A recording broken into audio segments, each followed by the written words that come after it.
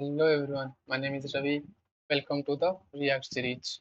बहुत लोगों को ये कंफ्यूजन रहता है कि वर्चुअल डॉम और रियल डॉम में क्या डिफरेंस होता है। क्या सच में जो वर्चुअल डॉम है वो फास्ट है या फिर बोलने के लिए भी फास्ट होता है। तो ये सब ये सब जो कंफ्यूजन है इन सबको आज हम दूर करेंगे इस वीडियो के साथ। First question is what is Dom.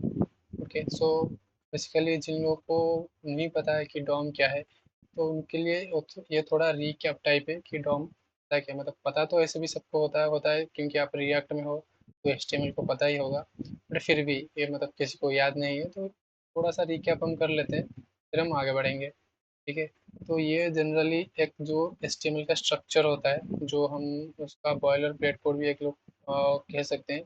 वो एक डॉक टाइप होता है कि बताने के लिए ब्राउज़र को कि ये हमारा एचटीएमएल है। फिर उसमें एक एचटीएमएल टैग रहता है और उस टैग के अंदर एक हेड टैग। फिर हेड में कुछ मेटा डेटा रहते हैं हमारे, जो स्क्रीन के विड्थ और व्यू पोर्ट साइज होता है। फिर एक टाइटल और फिर हेड टैग खत्म होता है। फिर आता है बॉडी, और बॉडी में हमने दो टैग डाला है जो है हमारा H1 एंड पी टैग। ठीक है, ये सिंपल है, ज़्यादा कुछ इसमें है नहीं। तो आगे देखते हैं कि डॉम होता क्या है। तो ये देखिए, ये जो सारी चीज़ें आपको दिख रहा है, जो H1 और P, इन जो दोनों में क्या है, जो डॉम लिखा है और DOM is document object model जो लिखा है, ये सब क्या है, आपके स्टैटिक डेटा है। ठीक है, हम इसको मतलब डायनामिक नहीं कर सकते। Like dynamic in the sense of कि आपने कुछ बटन क्लिक किया तो यहाँ पे कुछ चेंजेस हो जाएंगे, है ना।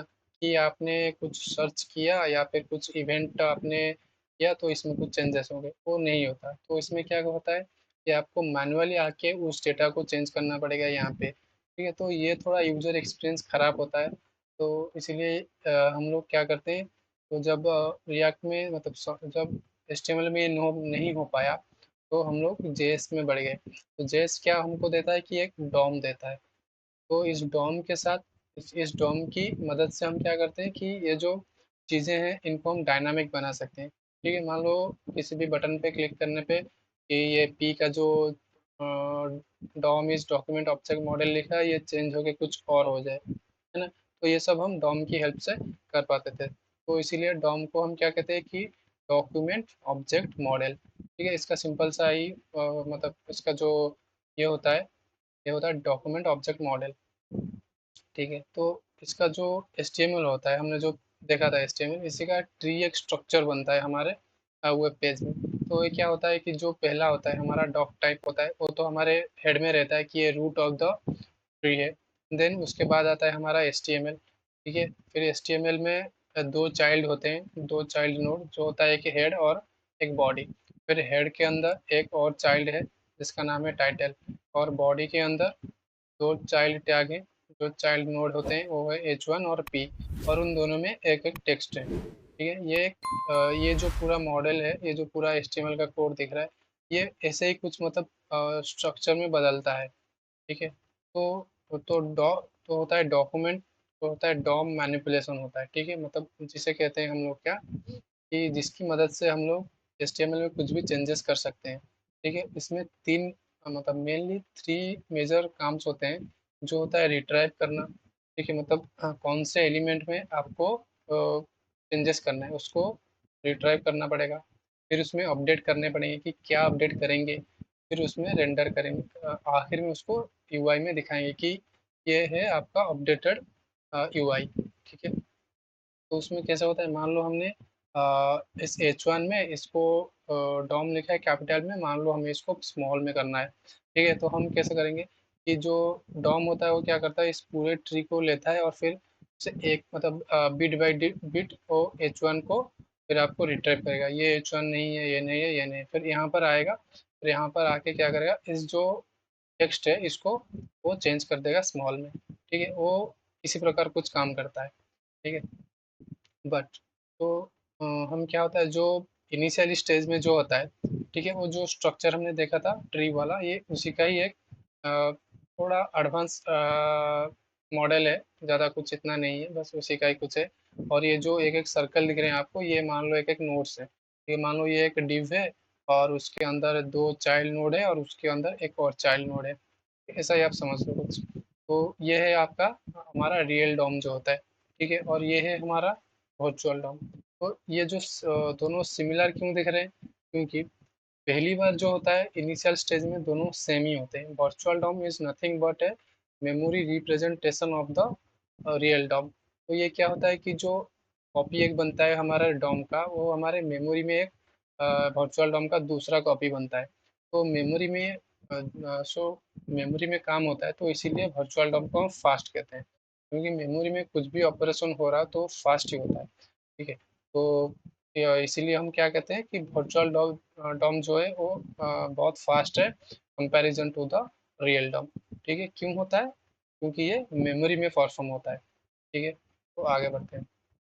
तो ये कुछ मतलब मान लेते हैं, ये तो पहला इनिशियल स्टेज हो गया। ठीक है, जो इसका एक का डॉम है और उसका एक जो कॉपी होता है वो हमारे मेमोरी में आ गया, जो वर्चुअल डॉम के साथ।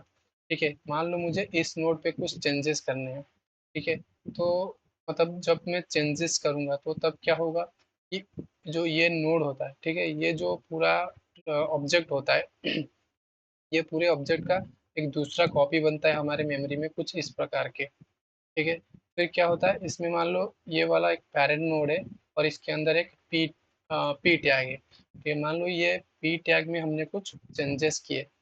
ठीक है, तो ये क्या होता है कि ये दो दो जो नोड है, ये दो नोड को मार्क करेगा कि ये जो पैरेंट नोड है इसके अंदर जो पी टैग है इसमें कुछ चेंजेस हुए हैं। ठीक है, कुछ इस प्रकार के। ठीक है, तो फिर मान लो हमने एक तीसरा नोड लिया जिसमें यहाँ पे कुछ चेंजेस हो गए। ठीक है, यहाँ पे तो क्या होगा, फिर वो ऐसे ही यहाँ पे भी ऐसे ही कुछ चेंजेस आ जाएगा। ठीक है, तो क्या होता है कि ये जो पहले कुछ इस प्रकार का था फिर इस प्रकार का बना, तो ये भी एक कंपैरिजन होता है। ठीक है, तो मान लो ये लेट्स से ये पहला कॉपी बना हमारी मेमोरी में, फिर ये एक दूसरा कॉपी बना, फिर ये दूसरे कॉपी जो होता है ये लाटेस्ट वाला होता है।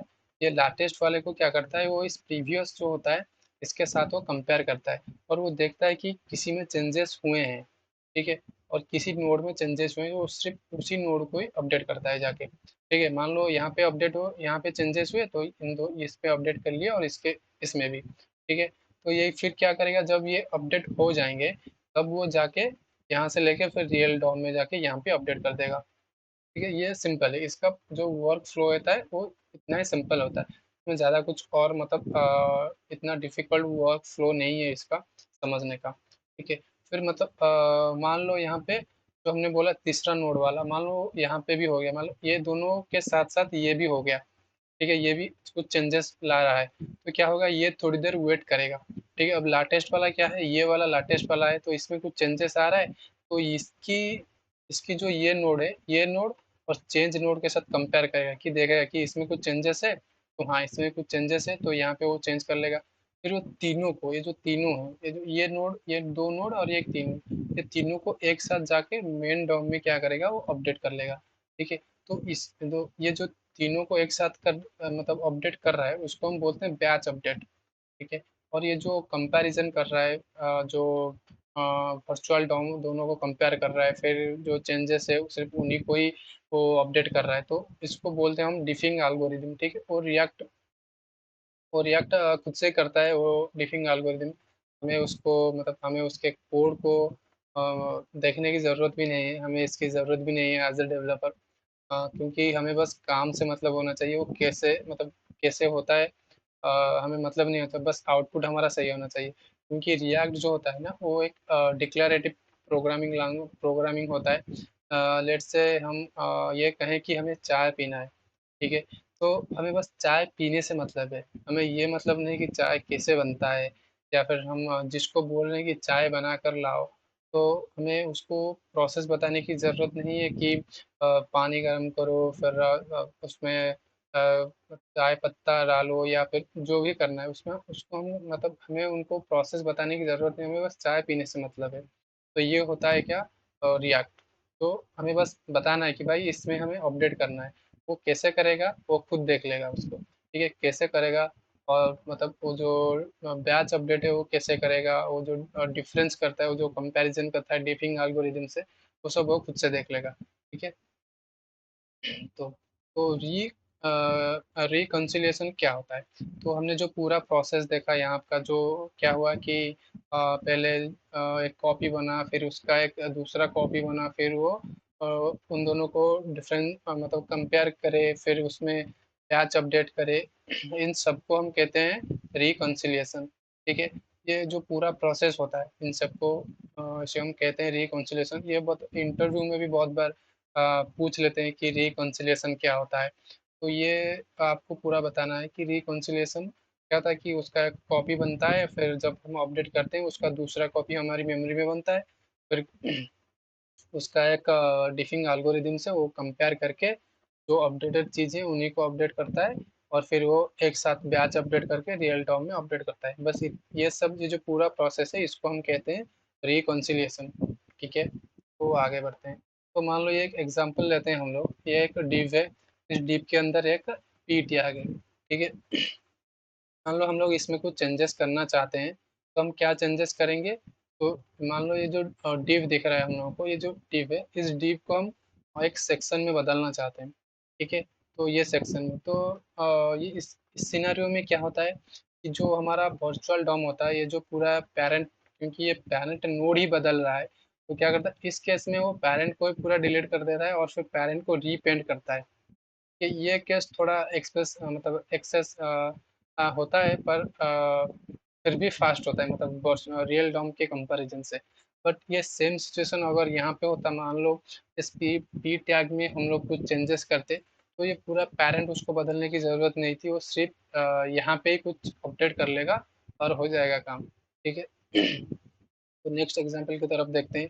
तो हम लोग कोड के साथ भी देखेंगे, बस हम लोग थोड़ा बेसिक थोड़ा समझ लेते हैं कि वर्क फ्लो कैसे होता है और क्या क्या एग्जांपल्स हो सकते हैं इसमें। ठीक है, तो मान लो ये एक दूसरा एग्जांपल है। ठीक है, ये क्या है, ये एक यूआई और एक यूएल टैग के अंदर कुछ एलआई टैग्स हैं। ठीक है, मान लो कुछ फ्रूट्स हैं, Apple, banana, orange and pineapple. मान लो मुझे इस बनाना की जगह मैंगो करना है मेरे को। ठीक है, तो जब मैं मैंगो करूँगा, तो इस केस में तो वर्चुअल डॉम क्या करेगा, तो एक एक को जाके चेक करेगा कि क्या ये एप्पल है, हाँ एप्पल है, तो फिर ठीक है। क्या ये बनाना है, तो क्या ये बनाना है, नहीं है। क्या कहीं और बनाना है, नहीं है, तो फिर ठीक है, इसे मैंगो रहने दो। फिर वो ऑरेंज को देखेगा, हाँ ये ऑरेंज है, फिर पाइनएप्पल है, पाइनएप्पल है। तो इस केस में क्या होता है कि वर्चुअल डॉम जो होता है, ये पूरा पूरा मतलब टॉप से लेके बटम बटम तक जो होता है, पूरा इसको एक मतलब वन बाय वन कंपेयर करता है। ठीक है, ये थोड़ा उसके लिए भी एक्सेस हो जाता है, जब हम हमारे पास मान लो यहाँ पे तो चार है, मान लो हमारे पास और 8-10 हो जाए लाइट टैक्स, जो भी हो जाएंगे, आपका एप्लीकेशन जब ग्रो करेगा तो उस केस में ये थोड़ा ज़्यादा टाइम ले लेगा। रिएक्ट मतलब जो रिएक्ट होता है ये थोड़ा, क्योंकि ये रिएक्ट की जो बेसिक फ्लो है उसको मैच नहीं कर रहा, तो उसके लिए रिएक्ट के पास एक एट्रीब्यूट होता है की। ठीक है, तो इस की मदद से हम लोग, ये देखो, ये जो की होता है, हम की दे देंगे, तो ये की जो होता है ये यूनिक होता है, सबके लिए अलग अलग होता है, और ये यूनिक होता है कि यूनिकली हम आइडेंटिफाई कर सकते हैं किसी भी एक एलिमेंट को। तो इस की मदद से क्या करता है कि मान लो ये एप्पल का की है, यहाँ पे एप्पल की है, हाँ ठीक है, यहाँ पे बनाना की है, यहाँ पे बनाना की नहीं है, ये मैंगो है, तो ठीक है मैंगो रहने दो। फिर ये ऑरेंज का की है, ऑरेंज है, पाइनएप्पल है, तो इस केस में क्या होता है कि जो रिएक्ट होता है वो इजीली की हेल्प से तो चीज़ों को आइडेंटिफाई करता है, एंड बहुत फास्टली चीज़ों को अपडेट करता है। ये तो इसलिए अब जब भी रिएक्ट की किसी भी ऐसे मैप वगैरह में काम करो, मतलब किसी भी जगह पे आपको मैप लगाना है, या कुछ ऐसे एलआई टैग्स लिखना है किसी लूप में, तो आपको मेक श्योर कि आप की का यूज मस्ट करें। ठीक है, वरना फिर आपको एक वार्निंग आएगी, एरर तो नहीं आएगा, पर एक वार्निंग ज़रूर आएगा कि आप एक की मिस कर रहे हैं। ठीक है, पर मेक श्योर कि उसे अवॉइड भी, मतलब अवॉइड ना करें, उसे यूज करें उस की को। ठीक है, तो हमने देख लिया कि वर्चुअल डॉम क्या होता है और रियल डॉम क्या होता है, इन दोनों में डिफरेंस भी देख लिए, पर थोड़ा रिकैप के लिए बता देते हैं कि वर्चुअल डॉम जो होता है वो स्केच होता है। ठीक है, बट रियल डॉम जो होता है वो रियल रियल टाइम में सब हमें डील करना पड़ता है, एक बाय एक हमें जाके अपडेट करना पड़ता है। पर वर्चुअल डॉम में हम क्या करते हैं, बैच अपडेट कर देते हैं, वो थोड़ा ईजी होता है। तो ये थोड़ा लाइट लाइट वेट भी होता है, क्योंकि हमारे मेमोरी में होता है, तो ये फास्ट भी होता है, और ये स्लो होता है।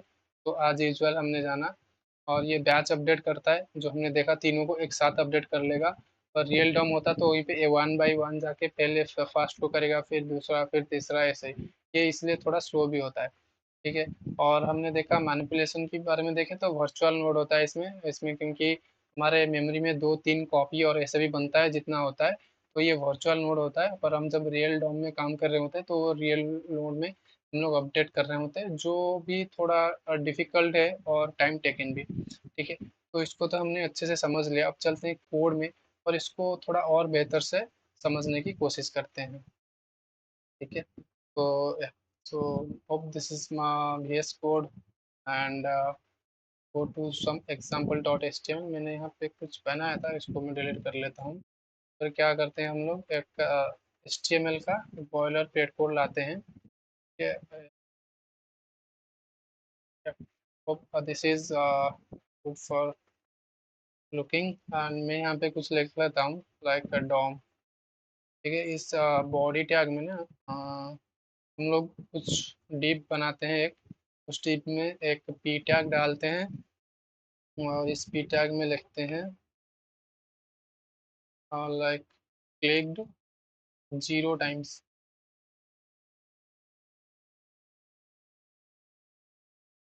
और इसमें हम क्या करते हैं, एक बटन बनाते हैं, लिखते हैं क्लिक मी के। और इसमें एक हम क्या करते हैं, एक ऑन क्लिक फंक्शनैलिटी दे देते हैं, जिसका नाम देते हैं इंक्रीज। इंक्रीज। ठीक है। तो ये हो गया। इसको हम एक आईडी भी दे देते हैं ताकि हम इसको आइडेंटिफाई कर सके यूनिकली। मैनुअल दे देते हैं और इसमें भी एक आईडी दे देते हैं, ज़रूरत पड़ा तो देखेंगे।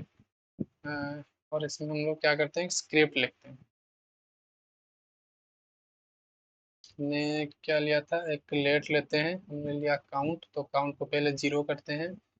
फिर हम एक फंक्शन लिखते हैं जिसका नाम क्या होगा, इंक्रीज फंक्शन होगा।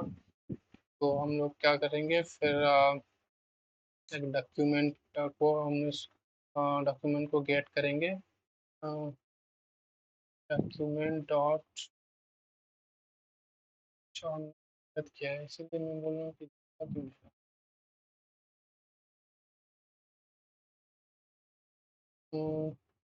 अच्छा। ओके। सही है। हाँ। Document dot gate element by ID. तो हमारा आईडी क्या है ना, मैनुअल है ना। या मैनुअल एल। एंड हमें क्या करना है, इसकी जो इनर HTML है हमें उसे बदलना है ना। बैकटिक्स लेते हैं और इसके अंदर हम लोग क्या करते हैं, जो पी टैग है उसको हम लोग चेंज करेंगे हमारे काउंट के साथ। क्या था वो ना, क्लिक्ड 0 टाइम्स। क्लिक्ड, इसमें हम दे देते हैं काउंट, दे देते हैं टाइम्स। फिर उसी बटन को लिख लेते हैं बटन। हमें फिर से उसको भी देना पड़ेगा ना, क्लिक में जो बटन क्लोज नहीं किए। ठीक है। अब इसमें भी हम दे देते हैं इसके ऑन क्लिक इंक्रीज एंड हो गया ना। इसको control control control S and चलते हैं हम अपने ब्राउज़र में। ठीक है। क्लिक नहीं हो रहा है। ठीक है, देखते हैं तो क्या है, हमने कुछ तो छोड़ दिया होगा। क्या बोल रहा है, fast load runtime last error the message port close before response received।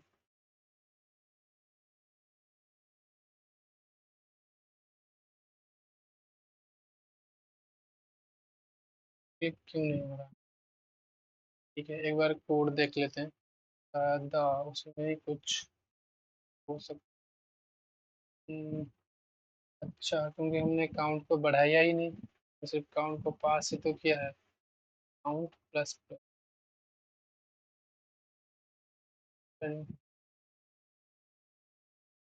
plus control S, and then go to the screen.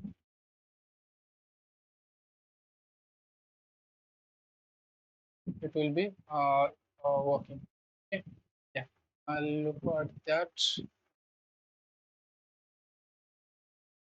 Go to elements, document, या मैं जब यहाँ पे क्लिक करता हूँ, देखो पूरा पूरा div टैग, तो देखो यहाँ पे हाईलाइट हो रहा है, div p एंड बटन, इन तीनों को देखो। यहाँ पे क्लिक किया, फिर यहाँ पे क्लिक किया, देखो तीनों टैग एक साथ क्या हो रहे हैं कि मतलब हाईलाइटेड हो रहे हैं, मतलब ये पूरा चीज़ जो है वो फिर दूसरे बार ही बन रहा है। ठीक है, पर मेरा अकाउंट अपडेट नहीं हो रहा।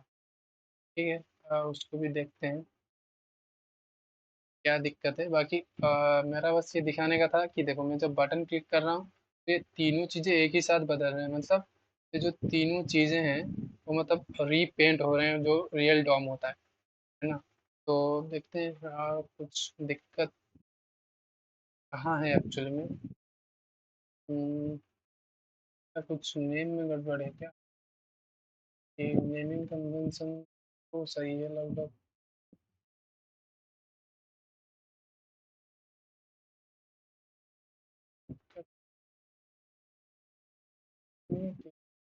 को जीरो भी ले लिया, थोड़ा ठीक है। and then document dot element by id function is अच्छा, हमने ना ये जो काउंट है ना इसको हमने बाहर लिखा है, तो इसीलिए ये नहीं हो रहा। यहाँ पे हमने कर लिया control save and go to the screen, test once.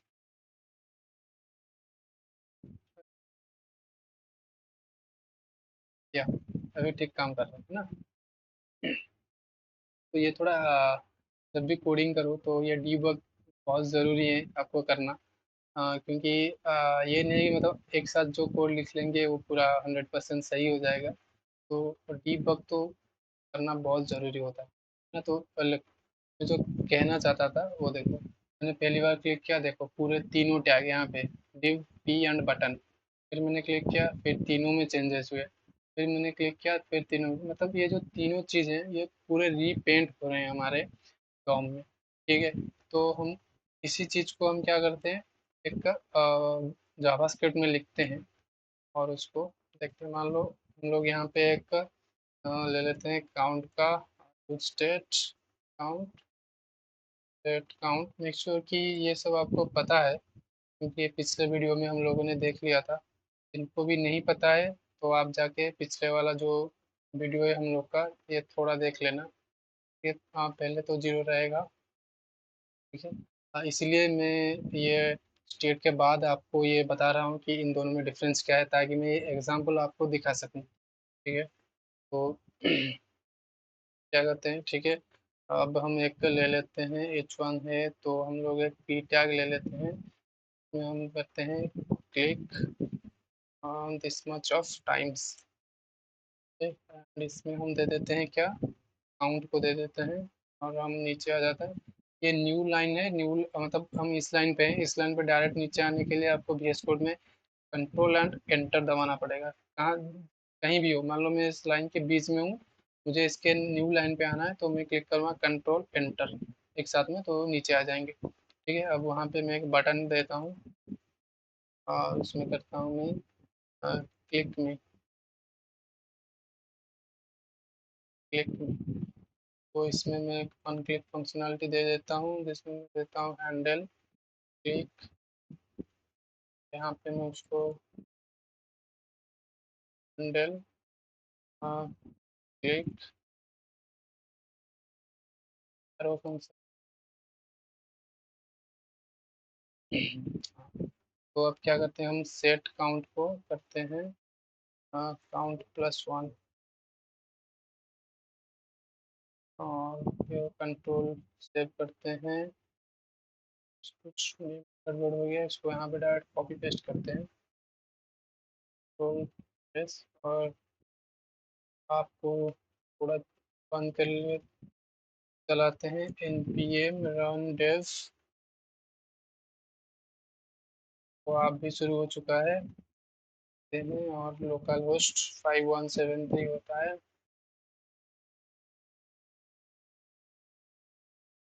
Yeah, it's working.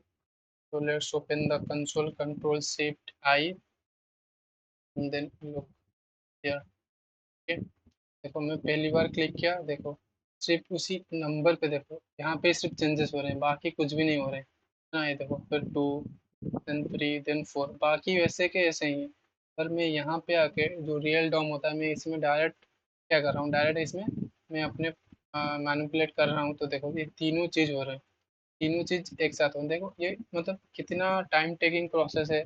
और ये जब एप्लीकेशन बड़ा होता है, मतलब जब ग्रो करेगा, तो ये कितना मतलब प्रॉब्लमेटिक हो जाएगा हमारे लिए भी, और ब्राउज़र के लिए भी। मतलब ये चीज़ को एक साथ में रेंडर करना सब कुछ।